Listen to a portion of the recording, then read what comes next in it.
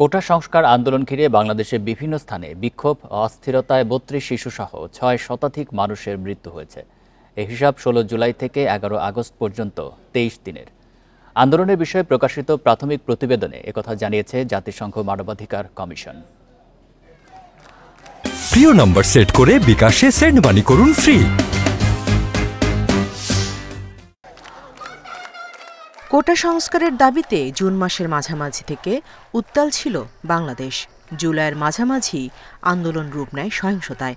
আইনশৃঙ্খলা বাহিনীর বল প্রয়োগ ও মানবাধিকার লঙ্ঘন নিয়ে উদ্বেগ জানায় জাতিসংঘ। সহিংসতার ঘটনার নিরপেক্ষ তদন্ত ও দোষীদের বিচার নিশ্চিতেরও আহ্বান জানায় সংস্থাটি। শুক্রবার আন্দোলনের বিষয়ে প্রাথমিক প্রতিবেদন প্রকাশ করে জাতিসংঘ মানবাধিকার কমিশন।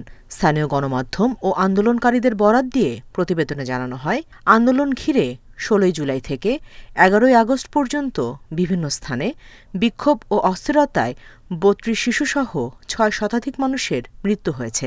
এর মধ্যে শুধু ৫ ও ৬ আগস্ট ২ দিনে মারা গেছে অন্তত ২৫০ জন।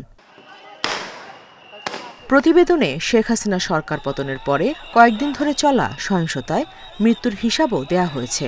তবে প্রাণহানির সংখ্যা চূড়ান্ত নয় বলে প্রতিবেদনে বলা হয়।